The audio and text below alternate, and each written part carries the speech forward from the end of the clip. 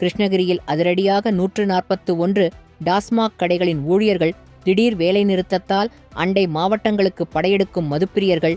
கிருஷ்ணகிரி மாவட்டத்தில் ஊதிய உயர்வு உள்ளிட்ட பல்வேறு கோரிக்கைகளை வலியுறுத்தி டாஸ்மாக் ஊழியர்கள் திடீர் வேலைநிறுத்த போராட்டத்தில் ஈடுபட்டுள்ளதால் மாவட்டம் முழுவதும் மொத்தம் 141 கடைகள் மூடப்பட்டுள்ளன.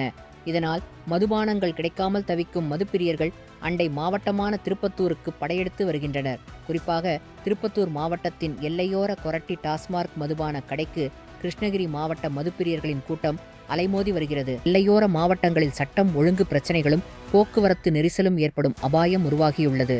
எனவே டாஸ்மாக் நிர்வாகம் மற்றும் தமிழக அரசு உடனடியாக தலையிட்டு ஊழியர்களின் நியாயமான கோரிக்கைகளை நிவர்த்தி செய்து கடைகளை மீண்டும் திறக்க நடவடிக்கை எடுக்க வேண்டும் என சமூக ஆர்வலர்கள் கோரிக்கை விடுத்துள்ளனர்.